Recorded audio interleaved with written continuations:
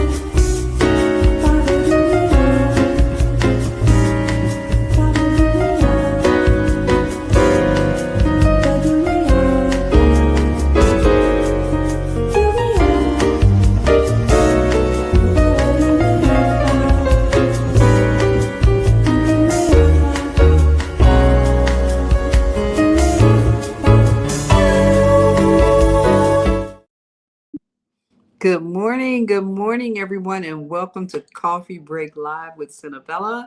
I'm your host, of course, and I'm excited and wonderfully happy to be here with you today. I am experiencing the internet world today for the last few days, and it has been a challenge. Let me say something. I don't care how much you think you know. When you get locked out of something, it just takes you and puts you into a whole nother place. So I had to just like kind of do my I'll call it my Obi-Wan Kenobi woosah moment and bring myself back into reality and to say, you know what, Senabella, you got this. You're going to have a great day. And I'm having a great morning, and I'm very, very thankful that I'm here, blessed to be here with you, and blessed to be able to say that, you know what, I'm alive and we're here together. This morning, I have a guest that's coming into the show. It's a sister that I met many, many years ago. And she has been on the same road as myself in working in the music industry and doing all that she can to not only promote herself, but to figure out all of these little things that happen when you are creative and you've decided that, hey, you know what? I want to be a part of this music scene. I want to be a part on the ground, growing the grass, planting the trees and being present and writing my songs and giving my messages. But she went a step further. And as a result of that, she became a promoter as well. And one of the things that I will say about our community in Chicago is that there's a very fruitful uh, piece that's going on where a lot of people have jumped in and are doing things to present jazz showcases, R&B showcases, gospel showcases, um, reggae, blues. I mean, so much is going on. We have so many dynamic people in Chicago who are just the most outstanding artists and the most outstanding producers that you can even say encounter in the globe. I think that Chicago is the birthplace for much of what's going on in music, and that many of us are learning that Chicago is the cultural uh, forecast for what has been going on in music around the world. And I'm going to claim that this morning because even when I've traveled around the world and been in travel in different countries, they always talk about Chicago.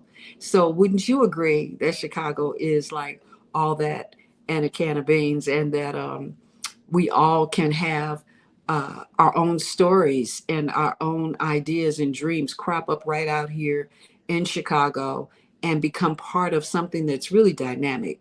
But it takes a lot of perseverance.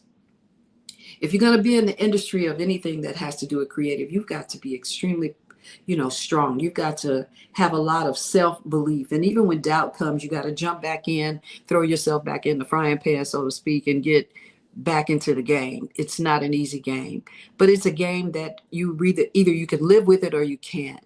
For myself and others like Rhonda, you know what? You can't take a breath without thinking about how to create, how to grow, how to be a part of this scene. And a lot of times there's not a lot of money that you make, but there's a lot of perseverance that you learn.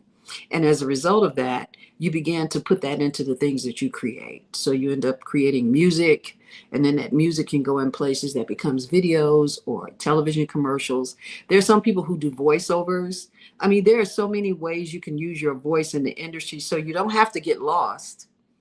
It's not as though um, there won't be another avenue for you. But once you figure those things out, the things that's really great about it is that you get a niche that you can get into and you start surviving. Then with that, then you start thinking, well, you know what? I still want to be on stage. I still want to do other things. And in doing those other things, what happens is that you become more fruitful and more visible to people, and people start calling you, and you start becoming part of the forecast of active creatives. But you got to stick in there.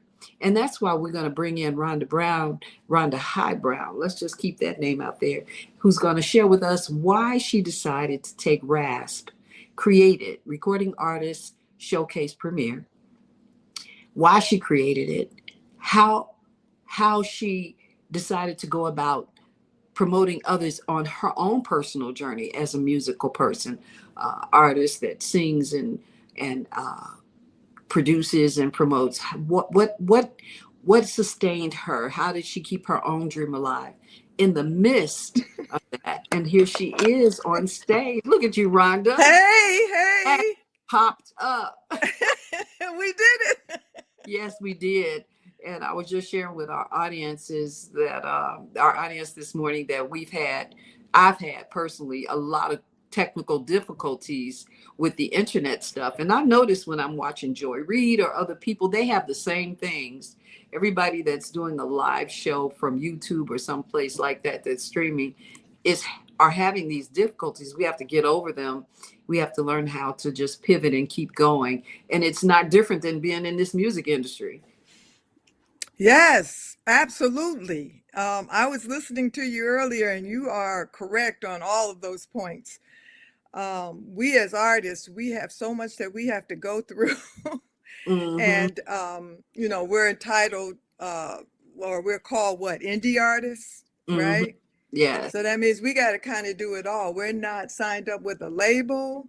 Yes. Nobody can can do anything for us. We have to do it all for ourselves. Yes. And it's hard. But I think that the reason I did RASP was because once I started recording myself, I was like, okay, I know I have to go out and promote the music. And Mm-hmm. I said, well, there are a lot of people like me, who wants to promote their music. That's And right. so that's why, I did RASP, Recording Artist Showcase Premiere. And I started in 2018, and so far it's been going pretty well. I do maybe about two a year. Mm-hmm. Well, Yeah. you're moving right into it, and I want to kind of like get into your personal journey before Okay. harass, so the people get a real bird's eye view about who you are and what was the pivot. Was it a pivot to RASP, or was it something that it was a dynamic that you had inside of you that you always wanted to produce, that you always wanted to promote?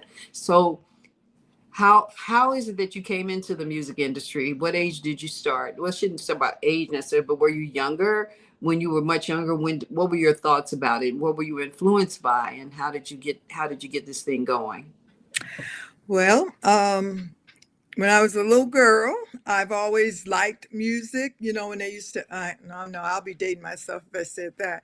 But anyway, Another part of the industry, everybody always worries about their age, and I'm at that place now. I'm like, I really don't give a flying hoot anymore. I'm gonna keep going with it because you know what? One thing's for certain: as we age, we have those things that show up that tell us how old we are. yeah. Well, yeah. Well, It is anyway, nothing but the when I news. was younger, um, I used to sing, the national anthem and the Black national anthem and things like that at community centers. My mom would take me, and I do stuff like that. And I just started to really enjoy music and singing. And I listened to the radio all the time. And I would make up songs and just, the normal stuff that you do when you're into music. And Hmm. so as I got older, I started singing in bands. Well, you sing in little bands here and there at places that you're able to go to. And then I started singing professionally with, I don't know if you know the Gentlemen of Leisure Band. Have you heard of them? Um, we would do a lot of Actually, I do corporate know. I events. used to sing with them myself. You That's Rudy, did? right? Okay, so you know.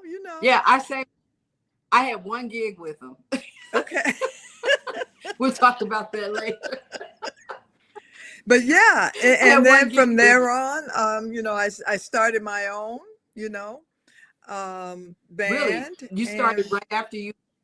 So you started your own thing right after you were working with the Gentleman of Leisure. yes, yes, because, How long were you with them before you started RAS or started your oh, own thing? oh, geez. Before I started I was with them maybe about 5 years, and then Oh I wow, you started really. my own group. Well, just so that And people know, just to get a little background, Gentlemen of Leisure is one of those really big bands. absolutely, And Rudy would hire the finest musicians that's right. and the finest vocalists, and he would book all of the great dates with Hmm. a lot of major people, corporates, and so forth. And so when you got a gig with him, you actually were making more money on your gig with him than you would if you were down in a club somewhere. Right. That's how little money there was to be made. So Yes. Rudy provided a great service, and that had to inspire you. That's how you got to where you were. Yes, and they're still going on strong. They're still Yeah, doing a lot of work, and so yeah. They call that them was wedding something that bands and propelled corporate bands, me. right? Yeah, Yeah, but I they call that actually I corporate did and wedding more band. corporate stuff before I started doing clubs. You know, so usually it's the other way around. But yep. So that's when like I said, then I started writing songs, and I wanted to record them, and I wanted to hear what I sounded like on the radio. And the first song that I wrote was called "Your Daughter Needs You." And it was produced by Michael Logan, one of Chicago's finest musicians, singer. You know, it turned out really well, and so I started doing other songs. And from then on, it's like, yeah, this is what I like. This is what I want to do. I want to do music, and I want to record, and I want to share what I do with others as well. So. Well, why don't you pull your camera down just a little bit so we get more of you and less of the top of it? How's that? Is that better? Oh, that's much better. Yes, here we are. We're Okay. together now, girl. Okay. Yeah, I want you to look your best. So, Okay.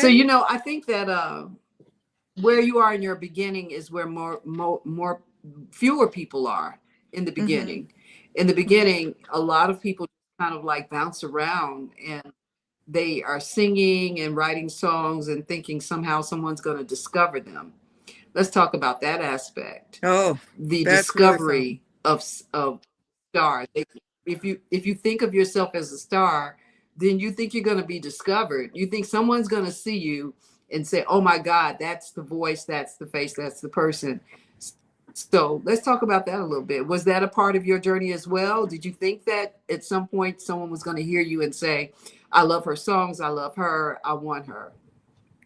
Well, that's always the Go case. ahead, be honest. Um, you always think that somebody's going to discover you, and you're going to be out and riding around in limousines and on planes and going from this gig to that gig, and it's and then time goes on and on and on, and you discover, oh,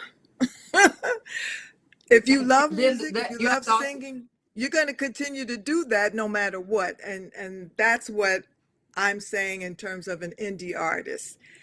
You know, at this stage, in this day and age, nobody's going to come to a club and sit there like Lady Sings the Blues and discover you and say, I'm going to make you a star. Nobody's going to do that. And so if you enjoy music, you got to really go out there and make it happen yourself. And with social media, Senabella, it can happen, but you have to work it. You have to push forward with And it, see, I have a and different in order to be perspective. successful. Yeah, I have a different perspective. I feel like those things still can happen and do, but they happen differently because the platform for discoverability has expanded so greatly. So even without the internet, even at that time, there were people who would be interested in you, but it didn't mean that they were necessarily people who could really take you to where you needed to go. And also, what becomes very fruitful, the longer it takes for you to be discovered, the more you discover yourself, Hmm. and the more you're able to identify who you are and what you want to be. True entrepreneurship in this industry really comes from on the ground work that you have to apply in order to be a part of it. And so Absolutely. you may have 5 years with a band. You were lucky to have 5 years with the gentleman of leisure before you stepped into your piece. A lot of people don't get that. And Hmm. so we're like eating off the tables that somebody else left something on just to keep going.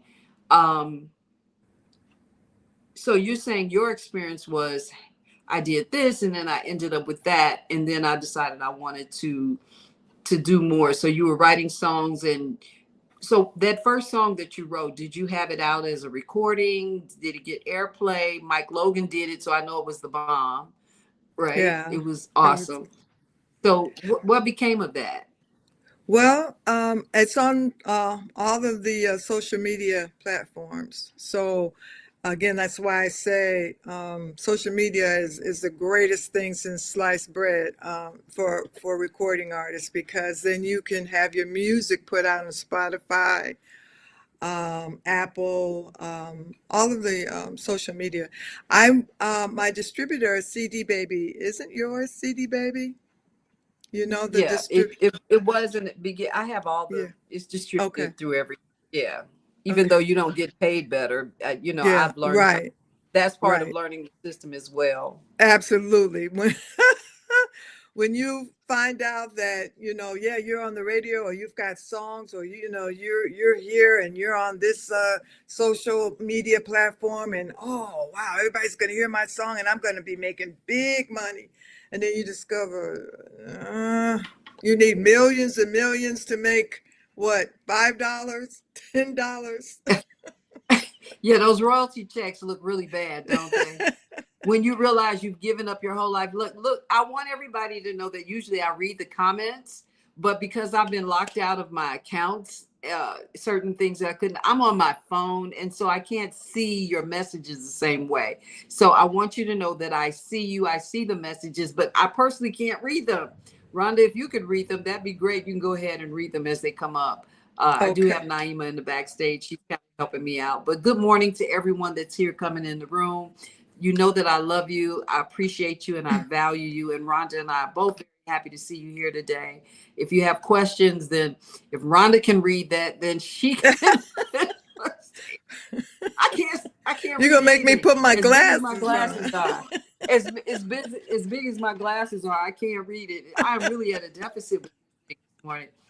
And that's part of the beauty of what goes on is that the more you have to endure, the more capable you become. Your Hmm. brain starts working like trying to fix things. And so you do that. And one of the things that I fixed is that I know that I love my audience, whether it's one or 1,000 or whether no one shows up. This is what I'm here to do. And so I'm going to do that. And so Yeah. we're going to keep moving. But I think this is a part of it. You have elasticity. You began to learn. You began to develop something and you began to know your ID. So when you show up and people say this, you go, oh, wait a minute, I don't do this, I do that. Right. And you Yeah. start learning how to dress and apply yourself. Did you ever have like a look that you would say the Rhonda High Brown look? Did you develop a style and a consciousness of yourself the way you wanted to be presented? Or were you influenced by, say, other people that you'd seen and you thought that that was the look or the thing to do? Wow, that's a good question, and I really never thought about it, because I was just always me and what I liked, and I would wear what I wanted to wear. There were things that maybe didn't fit my personality or my character that I wouldn't wear. But yeah, I try to, you know, look the part, I guess, Mhm. as a singer, right? When you're working, you want to wear things that are appropriate, Mhm. what we think are things that are appropriate for us. Mhm. But Because we're nothing, entrepreneurs and we're learning, and so yeah, we're learning our yeah, business, right? Yes. yeah, yeah. Um, so with regards to RASP, it, um, I really want people to understand that RASP is about the artist, and the artist should want to perform their music because they want to do it because they're artists.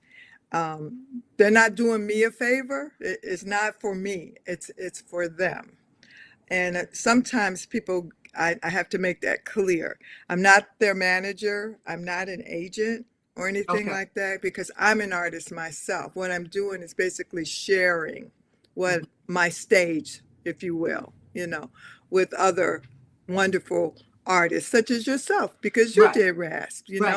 and you know what it's all about. You know where I'm coming from. And I want other artists to say, that's something I want to do. I want to be able to promote my music because a lot of times you can't do your own original songs at clubs. You have to do cover songs, right?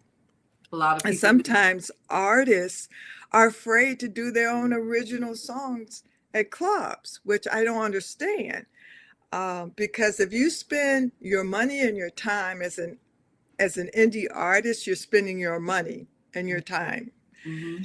to create who you are, your music. You should be able to share that with people. And that's what I want with RASP. I want artists to say, hey, Rhonda, I want to do RASP because I want to promote me, who I am, how I sound. Yeah, we do some cover stuff, but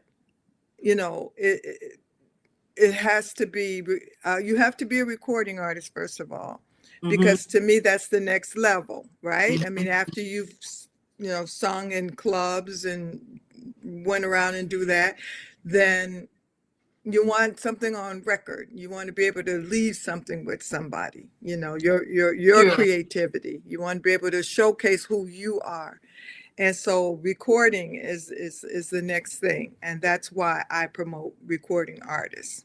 But I want to unpack that even. Thank you, Zelda. Again, I see you. I see those comments that are coming up on the screen. I'm sorry, I can't read them from this perspective. I apologize for that, but I'm going to get better. But I wanted to just go back and talk about the ID of the artist and what you become aware of on the stage. There are artists who go out and sing their own songs. Like I just recently did a gig, and it was something that I hadn't done in a long time, right? One of those gigs that I kind of haven't had to do, right? Because I get Okay. to the main stages, right? But at the end of the day, your legs are born, your feet, your foundation is laid in these venues, the restaurants, in the hotels, and places where you may go and find yourself singing to all these strange people sitting in these different kind of settings. So I'm in one, and it's a beautiful setting. But I decided I was going to do nothing but all my recorded stuff, Good for you. and I have decided that, and I've been doing it for a long time. I'm like, I'm going to do Senabella music. I'm going to only do Senabella music, even if I have licensed covers and I'm doing my original music. I do it because I figure, like, my kids always say, you play your own music all the time. I'm like, if I don't like my music, I don't think anybody else is going to like it. And then at the end of the day, what it did was it developed in me a consciousness of my sales, Hmm. right? My promotions. Not that these are things that I didn't do before, but when you reinvest back into yourself Yes. and you give people an opportunity to know your divine talent, when you Yes. finally discover what your look is, right? And Absolutely. you might have loved, say, the look that Beyonce had, or say Lena Horne had, or You might like the way Gladys Knight did this, and you may even enjoy the way that some of your contemporaries, like a Teresa Griffin, did it, right? Or Mm-hmm. some of your contemporaries, like a Rhonda High Brown, did it. But Yeah, when you began to really feel yourself, know yourself, have yourself, and you provide that to the audience, then you really take on a whole new strain. This is a whole new avenue, rather avenue for you to be a part of a medium that's different. And something else you said earlier, I was about to say it to you. Here we go. Here we go. As it relates to um, doing your own music and having someone produce it, that's too a very finite point and a change for you, because now you understand production. There's the recording production, and then there's the production of what you have to develop to get to it. So you say, I share my stage. And I say, so let's be clear about that. When you share your stage, what you're saying is, I'm sharing my audience with you. So if my audiences that show up for me are like 3, 4, 500 people, and I bring you on my stage, the advantage you have is that now you've been introduced to my physical audience. And that's why RASP is different, absolutely. because it's not just Senabella promoting and building audiences with new artists who are part of my group, but now I'm on a stage with Rhonda, who's already got an established audience, right?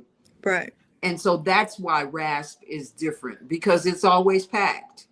And it's You don't have and to do ticket and sales. and You usually don't the have to do the people, promotion. You're doing all of that for that person to come and just be a part of yes, RASP. Yes. because usually the audience, my audience, don't know you. You know, they wouldn't know you, and the whole idea is to build your fan base, is to have new people learn who you are. And I tell the people there to go online, go to YouTube, check this artist out.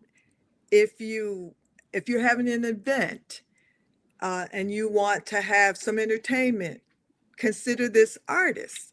Um, and wow, Senabella, you'd be amazed at the responses. People are like, "Oh, I've never heard. They're so good." You know, "Oh my goodness, I've never heard those people before." You know, we've had people like, and we know them, Bobby Wilson, okay, the famous jazz singer in Chicago. You know, Michael Ross, the great guitarist and vocalist. You know, he's done rasp. I mean, they are extremely talented, and they've been all over too as well. You know, they're not just in Chicago, but they've traveled. They've been different places. But a lot still, people don't know everybody. And the more people as an indie artist that you get in front of, the more people, no matter where you are, the better for you, right? Because you Mhm. want people to know who you are as an artist. So I'm really excited about RAS, because I think that it's beneficial. Mhm. I think people get a lot of it out of it, the artists as well as the audience. How Um, many shows have you done thus far in RASP? the one that's coming up Juneteenth um, will be number 15. That's pretty good. Yeah. Yeah, Yeah. production is not easy either. Oh, Even if you have a built-in audience and you can guarantee, say, 100 seats, those people take vacations, they do other things, they have right, other opportunities. And right, so as you're a promoter, you're right. promoting and building Yeah. an advantage point for recorded artists to present their original music to an Yes. audience that's Yes. interested in hearing the recorded music. That's another big part of it. It's like it's a no bars thing. You get to be your complete 100% Yes. composite on that stage, and people get to say, well, wherever that person is, I want to go back and see them again. Now let's talk Yes. about some of the artists that you've had on your showcase, because you've had some dynamic artists on the showcase. Yes. So who are some of your favorites? And you can go ahead and say me too. But Well, definitely you too, oh, well, Cinnabella. thank you. Thank you. You can you can also go to RASP, RASP. Type that in Google, and a number of the artists will show up. But like as I mentioned, Bobby Wilson, Michael Ross, um, oh, who else? Oh, geez. And I said I was going to write it down so that I won't forget anybody. Well, the night that I was there, I Oh, was we're just having for I was just RASP recently on it. 15, Carolyn Fishew and Mario Abney. Mhm. I can't Great wait artist. for that. That's going to be a nice show, because they're just phenomenal artists.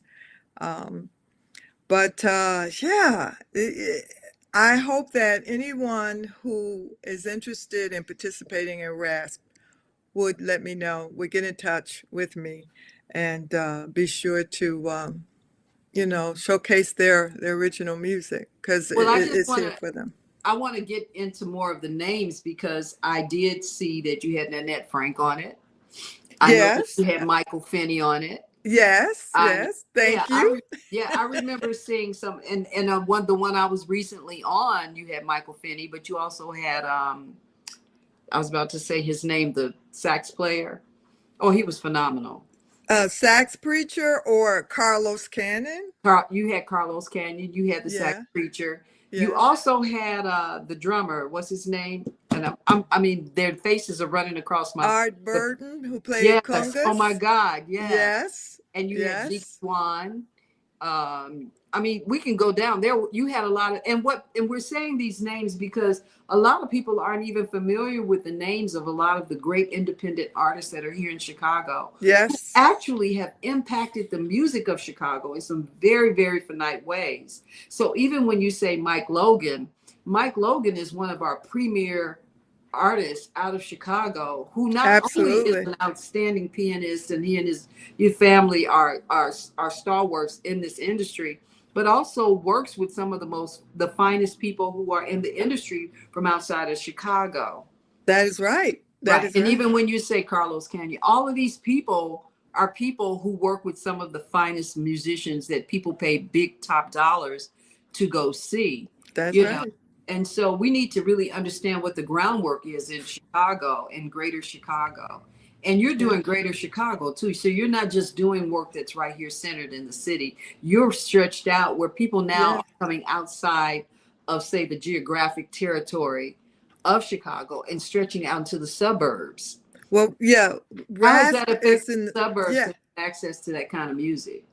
Yes, because a lot of the people who attend RASP, they used to live in Chicago and they moved out to the suburbs. And so they don't have the accessibility of going to a jazz club, just at a drop of a hat, so they'd have to drive into the city. So they say to me, "Oh, I am so happy you're doing this. This is great. Mm-hmm. We don't have to drive all the way to the city to hear some great jazz and R&B music. Mm-hmm. It's here." And so that's another plus, bringing this to the people, and for them to recognize that Chicago, I'd like to see Chicago as the Mecca where people want to come to Chicago, the area, the metropolitan area of Chicago, suburbs or whatever, to make music. The other thing that concerns me somewhat with RASP is there are a lot of great talent, and people are working doing cover tunes. They have gigs and they're doing a lot of stuff, but they're not writers, so they don't have songs. Mm-hmm.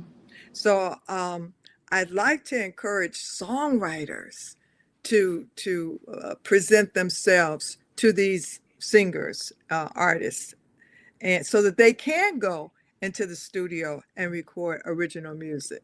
Yeah, well, I want to talk about that too, because as a songwriter, I have given my songs to other artists to perform. Okay. I've had other artists perform my songs, but a lot of times, because people are underdeveloped in terms of their identity, they're not able to receive the assistance of a songwriter, and they don't know that's how record labels got big. They had songwriters, they had people who were studio producers.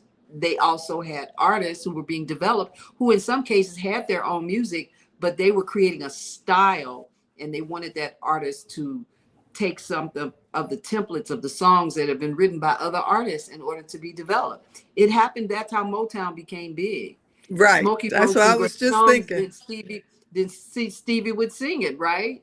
Right. If Diana Ross and Supremes didn't have music, they had it from all these other great artists that were writing songs.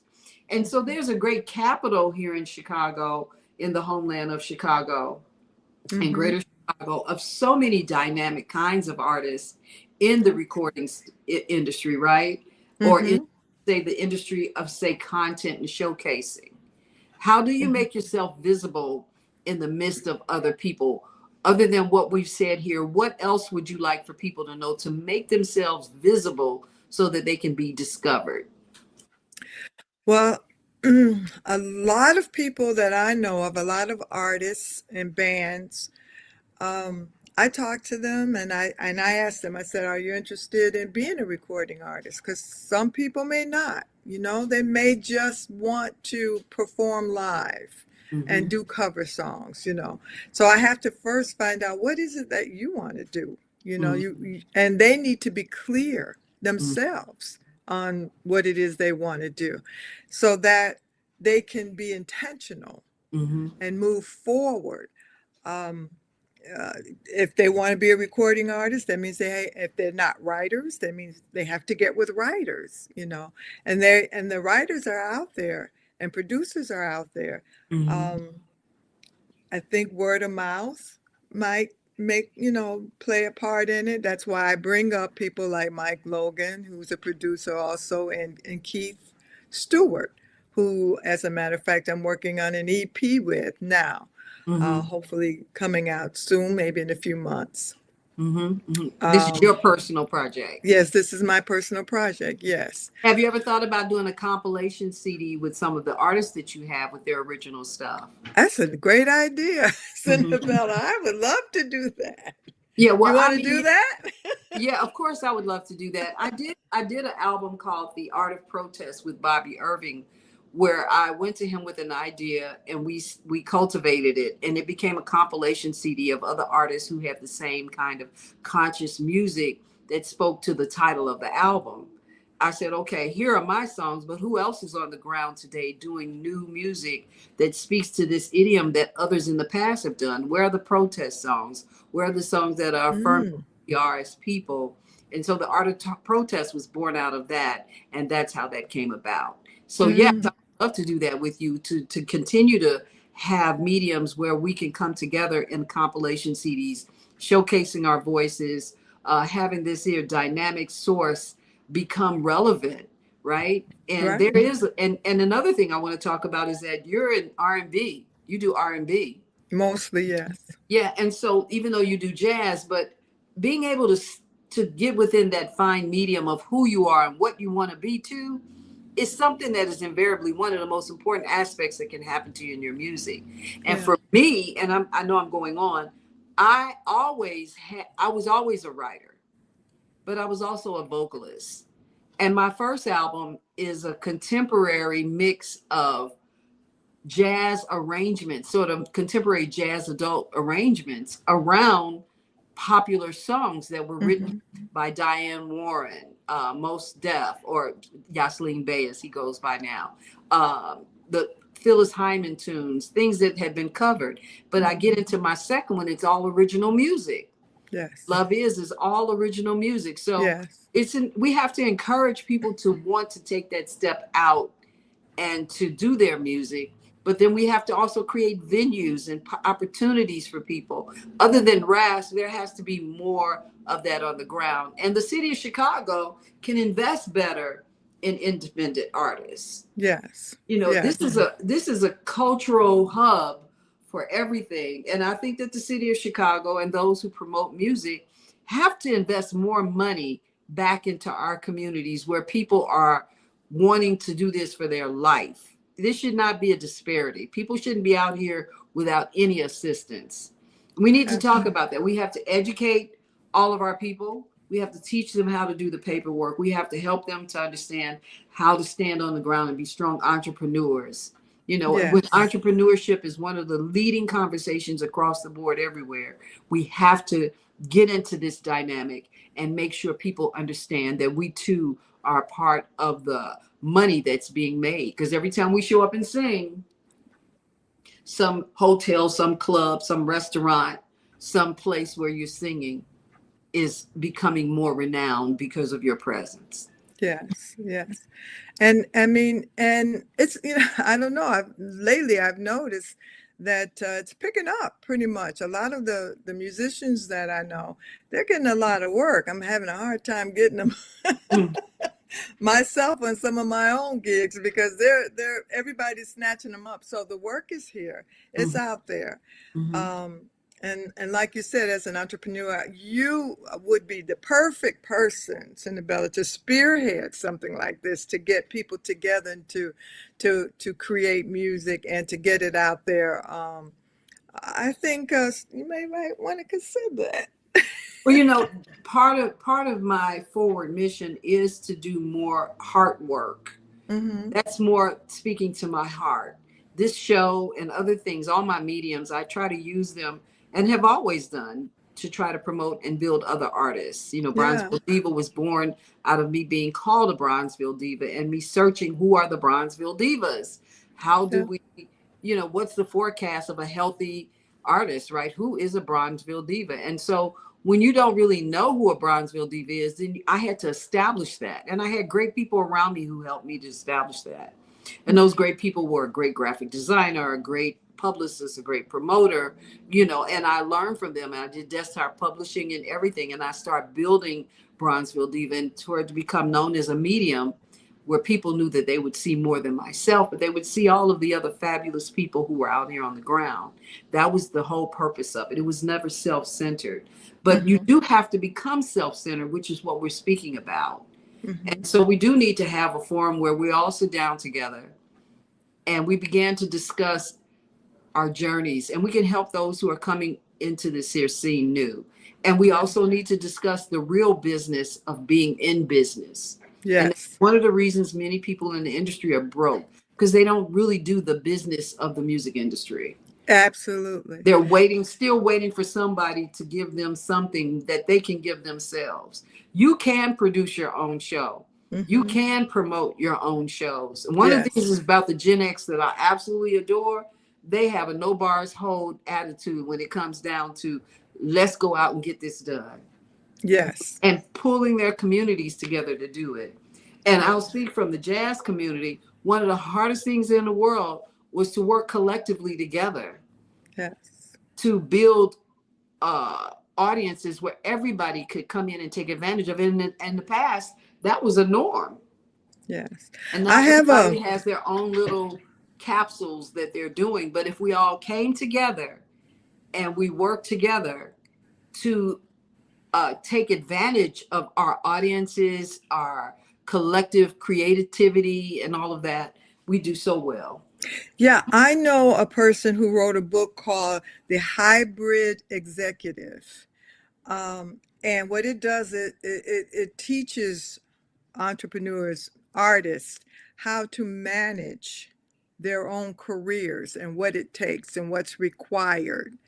And it's a really good book. It's written by his name is Samuel E. Archer. You can go on Amazon to get his book. It really, he breaks it down, Mm-hmm. um, from being an artist to marketing to producing. The terminology used today, Mm-hmm. because things have changed.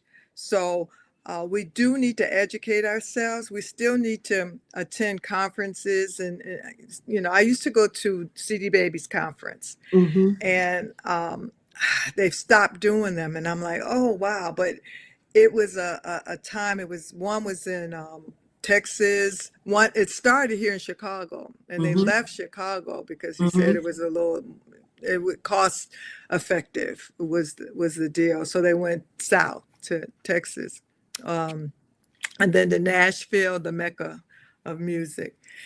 And have you ever attended any of those Well, conferences? see, I didn't do the conferences, but what I do today is I go online and do all of the free conferences like Easy Yeah. Song, where I get licensing for anything I do this cover song. Yeah. They have look, many of these platforms now have expanded. CD Baby, all of them, they've expanded to where they are now becoming classrooms Yeah. for the artists, where Yes. you can go in, and but that's something also still we can cover ourselves. Yes. when we do Yes. when we Yes. think of collective economics, we have to think about what we know and what we can deposit into that. Yes. We have to think for ourselves, stand up for ourselves. There are many masters Yes. in this business that could do master Yes. classes.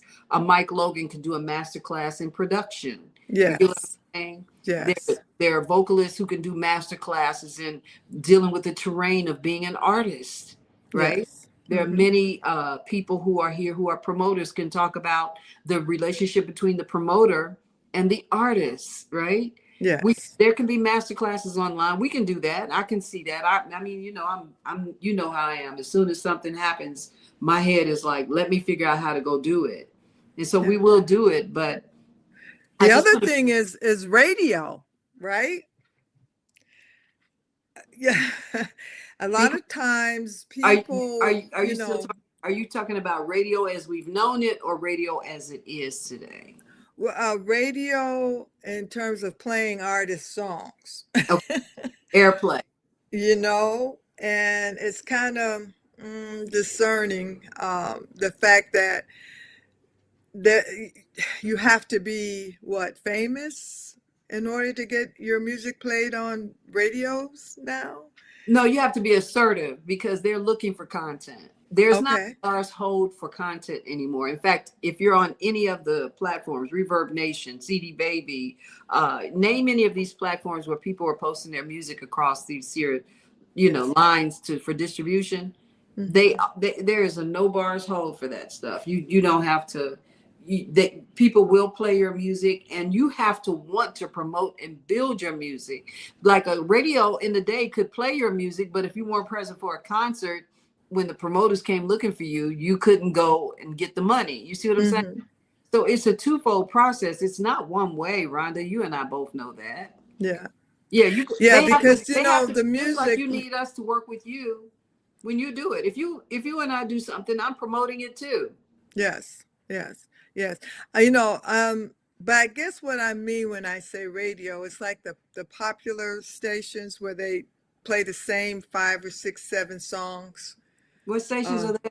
that 106.3. The ones who have I don't who. really listen to those anymore. That's Yeah. probably why. See, Yeah, those the I'm ones that play all the famous, and they can't play our our songs, the indie artist songs. And I guess it's because what, finances, money, is that?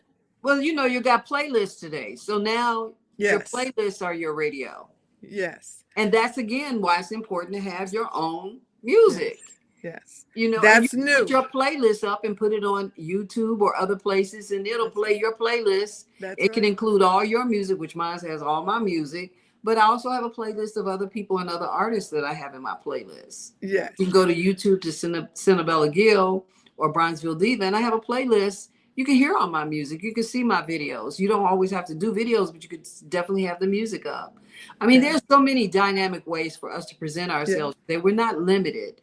And we do Yes. need, again, we need to be in the room and talk about that so more people can take advantage of these opportunities. You don't Yes. have to die without realizing your dream. Yes, yes. So I mean, and that's something that a lot of artists are not aware of. What they can do for themselves, and which is, as an indie artist, that's what you have to educate yourself on. What is it that I can do to push my music, or push Mhm. what it is that I'd like to see come into fruition? Mhm. Um, so it's something. I tell you, you got to really love it. To be in it, you got to want to do it. Mhm. And you have to persevere. You have to continue to go.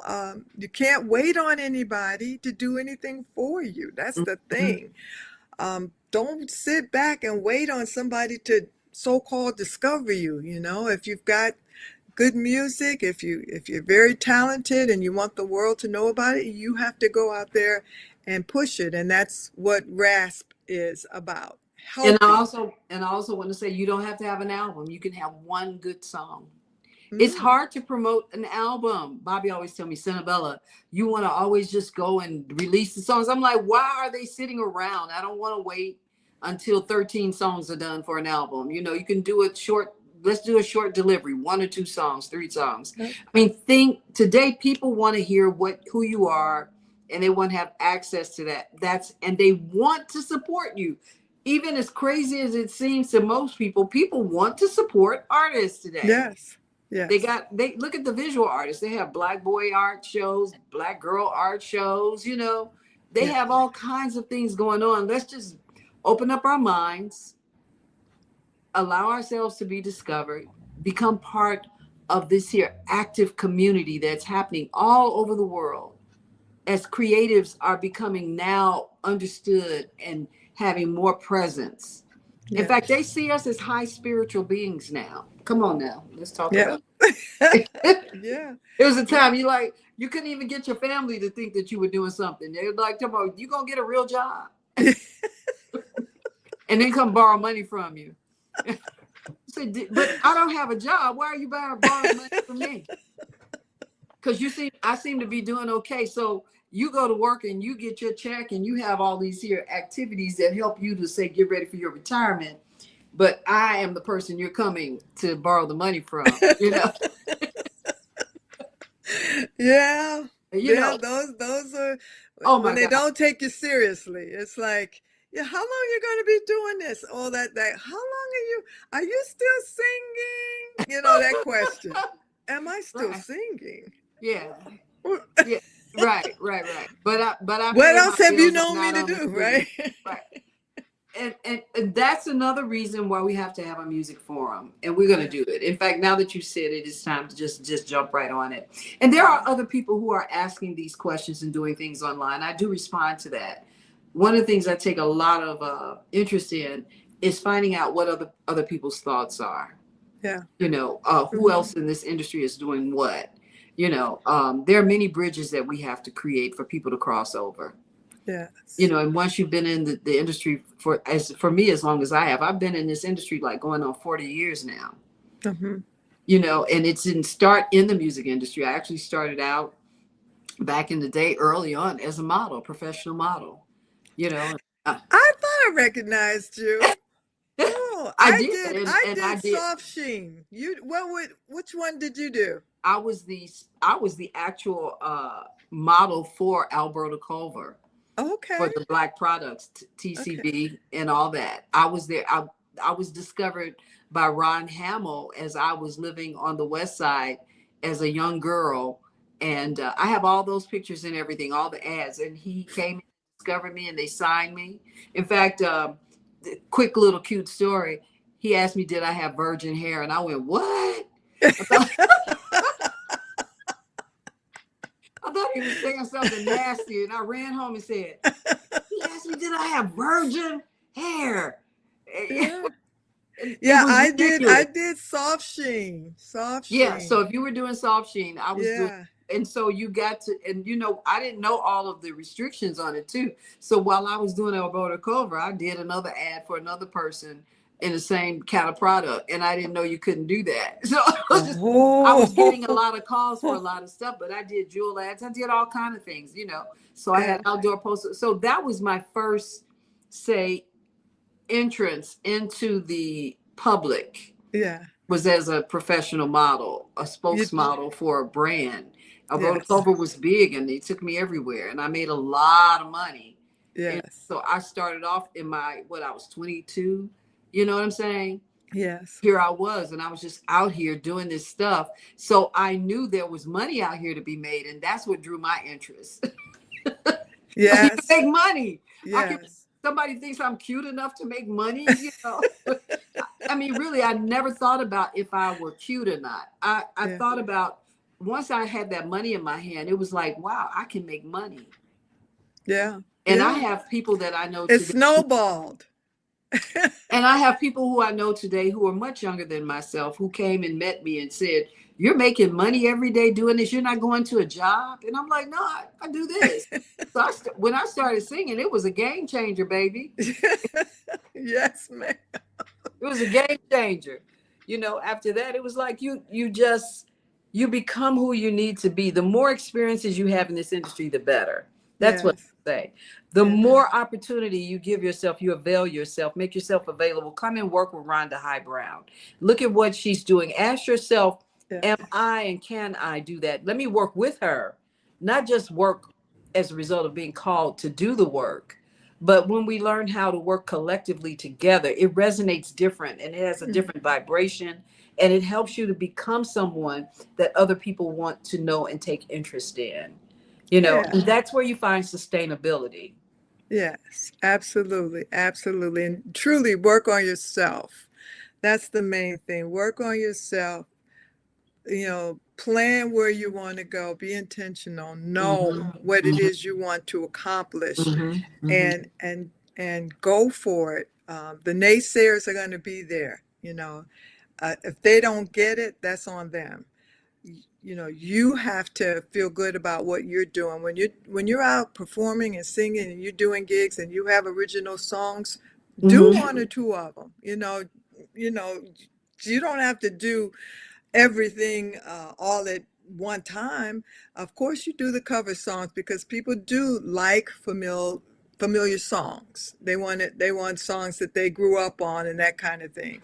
Hmm. And that's fine. But also show them that, okay, but this is me. These are original songs that I've written and Hmm. produced and recorded, and I want you to take a listen, and that's what RASP is all about. When people come out to RASP, they come to listen. Hmm. They come to listen, and Hmm. and that's what I like. And Hmm. and and sometimes the artists will talk about their songs, what motivated them to write it. Hmm. And people like to hear those stories as well. So it's a really good thing. I just encourage artists to you know continue to write and produce and get their own music out there, even So if you're let's talk. doing covers. Yeah. So you You have when a you're doing showcase. covers, I love what you did to that song. In fact, people think that's me. I go, no, that's Senabella doing Which song is that? your Overjoyed. opening song. Overjoyed. No, Gil Scott, Oh, Long Walk. Long Walk. Let's take a look. Oh yeah, people love that. In fact, You I use did a that great cover all job the. on that. I thought it Thank was you. great. Thank you. You know, the executive producer and myself, we were co-executive producing the album. If you asked me to, Uh-huh. and as a result of that, then I don't know what. See, Naima threw something in there, and I wasn't ready. We're about. That's one of the radio stations that we were talking about earlier, who's playing my songs. Music Log is I'm streaming with them, so that's a good thing. Yeah. Yeah, and I just want to talk about that. Every opportunity an artist get, you have to always want to be visible. You can't worry about how people feel about you and your ego. You're constructing and you're building an institution of who you are. You got Yes. to be willing to take the risk. You Yes. got You're to the be. I went product. to every font. Yeah, I went to every. When I tell you that, even though people were calling me for gigs, I needed a lot of money, so I went to every hole in the wall, every underground tunnel, every upstairs apartment party. I volunteered and made $10 at the end of the night. I'm telling you, you do it all for the sake of being present and having an Yes. opportunity to have people meet you. But at the same time, you meet so many dynamic people. There's so many dynamic opportunities. When you make yourself visible, you become alive and people see you as an organism that they want to have a part of. You got to be Yes. willing to do that. And that's what's lovely about RASP. And that's why in the time that you've done it, and it's been some years, you might have only done 15, but you've Yes. done 15 dynamic productions. And believe me, Yeah. I know after having done over 45 productions myself, what it Yes. takes. And you can get called from all kind of industries as a result of it. You Yeah. won't get stuck. You won't just be doing your music, but people will look at you and say, hey, can you do voiceovers? Can you come and be a part of a film? Can you sit on a panel and talk about this and that? You have to Yeah. want to be fruitful. You have to want to keep, flowering and watering your own talents. Yeah. Yes. And I do thank you so much, Senabella, for having me on your podcast. I really, really appreciate it. You are such a wonderful, phenomenal person yourself. You're so talented, so smart and creative. And I am so glad to know you. Likewise. So before we get out of here, let's talk about your upcoming event, because Okay. you talked about wanting to do something like this with me like about 6, 7 months ago, and now you're over here doing it. So let's talk about Yes. that. Yes. The one that's coming up, RAS 15, we'll be Yes. celebrating Juneteenth. Uh, so there's something for people to come out to do if they don't have anything to do on that day or that evening. It's going to be at the Olympia Fields Park District, 7 to 10 o'clock p.m. We And have yeah, Carolyn Fitzhugh, yeah, a Carolyn phenomenal, is great, you. amazing singer, and Mario Abney, who is Yes. an extraordinary performer, Trumpet. Yeah. actually, Hmm. trumpeter, Yes. singer, and he's just really phenomenal. So I look forward Well, I to just having want people to give some come out. shouts out to those two artists, because one, I worked with both of them. I promoted both of them. They've both been on my Okay. too. But Carolyn Fitzhugh is the sweet sound of jazz. Yes. And Yes. she's a Absolutely. very talented pianist as well. Comes from a Yes. phenomenal family of people who are out here on the ground. She's lovely Yes. to know. She's going to be great to go see. You have Yes. you have her, and so as always, you have a compliment to who you are, which you're the same. You're a Yes. great artist yourself, and then you have Thank you. Mario Abney, which I absolutely adore him because he will give up and exhaust himself completely for his audience. He doesn't Yes. care how far he's got to go. He's going to give it his Yes. all. He's been seen on Good Morning America and all kind of Yes. places all across the Yes. globe. He's an amazing teacher as well. And for Carolyn, you're talking about great dynamic artists. Our Yeah. contemporaries really are super Yes. wonderful people who have great talent. And so I want to push you, and make sure people Yes. know that what you're doing. So again, give the date, give the location, and is there a cost for it? Okay. It's going to be June 19th, at the Olympia Fields Park District from 7 to 10. And it's $60. That includes a buffet. Um, and it's just a really good food, good folks, good people that come out all the time. It's just a wonderful experience. So, Okay. Well, we run out of time. It's been a great hour. no, I'm going to really. invite you back, and hopefully I won't be locked out or anything. And I want to thank everybody for coming in the room and supporting me today. And even with the hiccups, I love you. And even with the hiccups, you've always shown love to me. So it may be a Yeah. little different. You may be seeing some camera angles that are different because I'm literally on my phone. But have a great day. Thank you so much, Rhonda. It's Thank been you my for pleasure having to me. have you. It's my pleasure. God bless you. And thank you to the Female Solution, Naima Latif. We're closing out here with the Female Solution. And this is Coffee Break with Senabella. Have a great weekend. We've come to the end of our show today. If you missed any broadcasts, go to our website for the audio and video archives at www.thefemalesolution.com. On behalf of our team of radio hosts, I'd like to thank all of you who participated in today's discussions. And to our global family joining us from all around the world, we say thank you. To our family in China, xie xie. India, Dhanyavad. Japan, arigato. Korea, kamsamnida. Russia, spasiba. Germany, danke. Poland, dziękuję. France, merci. Spain, gracias. Italy, grazie. Egypt, shukran. Ghana, madasi. Nigeria, eshe. South Africa, Ngiabonga. Senegal, Jareth. Kenya, Asante. Israel, Toda. Pakistan, Shukriya. Afghanistan, Tashakur. Saudi Arabia and Palestine, Shukran. Assalamu alaikum wa rahmatullahi wa barakatuhu. Thank you, and may peace be upon you and the mercy of God and God's blessings.